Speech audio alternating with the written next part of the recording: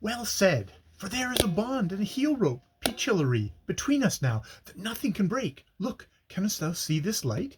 He is without spot or blemish. Never was such a man-child. Yael, he shall be pundit, no, a trooper of the Queen. And, my life, dost thou love me as well as ever, and though I am faint and sick and worn? Answer truly. Yea, I have loved you as I have loved with all my soul. Lie still, Pearl, and rest. Do not go. Go sit by my side here. So, mother, the lord of the house needs a cushion. Bring it. There was almost imperceptible movement on the part of the new life that lay in the hollow of Amir's arm. Oh, she said, her voice breaking with love. The babe is a champion from birth. He is kicking me in the side with mighty kicks.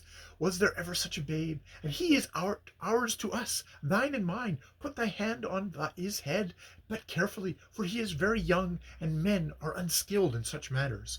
Very cautiously, Holden touched the tips of his fingers to the downy head. He is of the faith, said Amira, for lying here in the night watches, I whispered the call to prayer and the profession of faith into his ears. And it is most marvelous that he was born upon a Friday, as I was born. Be careful of him, my life. But he can almost grip with his hands. Holden found one helpless little hand that closed feebly on his finger, and the clutch ran through his body till it settled about his heart. Till then his sole thought had been for Amira. He began to realize that there was someone else in the world, but he could not feel that it was a veritable son with a soul. He sat down to think, and Amira dozed lightly.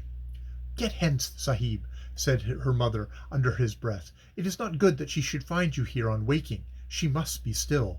I go, said Holden submissively. Here be rupees. See that my Baba gets fat and finds all that he needs.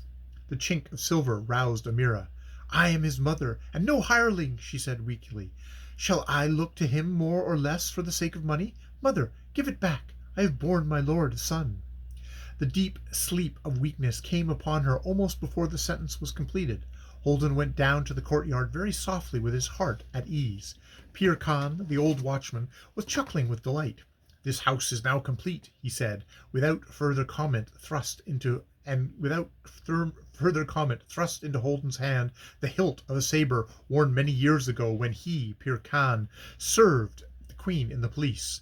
The bleat of a tethered goat came from the well curb. There be two, said Pir Khan, 2 goats of the best. I brought them, and they cost much money, and since there is no birth party assembled, their flesh will be all mine. Strike craftily, Sahib. 'Tis ill-balanced sabre at the best. Wait till they raise their heads from cropping the marigolds. And why? Said Holden, bewildered. For the birth sacrifice. What else? Otherwise the child, being unguarded from fate, may die. The protector of the poor knows the fitting words to be said. Holden had learned them once with little thought that he would ever speak them in earnest. The touch of the cold saber hilt in his palm turned suddenly to the clinging grip of the child upstairs, the child that was his own son, and a dread of loss filled him. Strike, said Pir Khan. Never life came into the world, but life was paid for. See, the goats have raised their heads. Now, with the drawing cut. Hardly knowing what he did, Holden cut twice as he muttered the Mohammedan prayer that runs, Almighty, in the place of this son, I offer life for life, blood for blood, head for head, bone for bone, hair for hair, skin for skin. The waiting horse snorted and bounded in his pickets at the smell of raw blood that spurted over Holden's riding boots. Well smitten, said Pir Khan, wiping the saber. A swordsman was lost in thee. Go with a light heart, heaven-born. I am thy servant, and thy servant of thy son. May the presence live 1,000 years, and the flesh of the goat is all mine? Pir Khan drew back richer by a month's pay. Holden swung himself into the saddle and rode off through the low-hanging wood smoke of the evening. He was full of riotous exultation, alternating with a vast, vague tenderness directed towards no particular object that made him choke as he bent over the neck of his uneasy horse. I never felt like this in my life, he thought. I'll go to the club and pull myself together. A game of pool was beginning, and the room was full of men. Holden entered, eager to get to the light and the company of his fellows, singing at the top of his voice, In Baltimore a-walking, a lady I did meet. Did you? Said the club secretary from his corner. Did she happen to tell you that your boots were wringing wet? Great goodness, man, it's blood. Bosh! said Holden, picking his cue from the rack.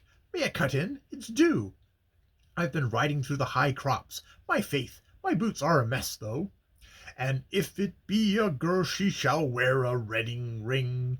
And if it be a boy, he shall fight for his king. With his dirk and his cap and his little jacket blue, he shall walk the quarter deck. Yellow on blue, green next player," said the marker monotonously. "He shall walk the quarter deck. Am I green, marker? He shall walk the quarter deck. That's a bad shot. As his daddy used to do." "I don't see that you have anything to crow about," said the zealous junior civilian acidly. "The government is not exactly pleased with your work when you relieve Sanders." "Does that mean a wigging from headquarters?" said Holden with an abstracted smile. "I think I can stand it."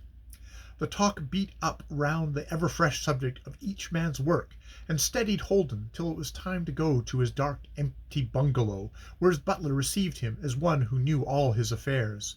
Holden remained awake for the greater part of the night, and his dreams were pleasant ones.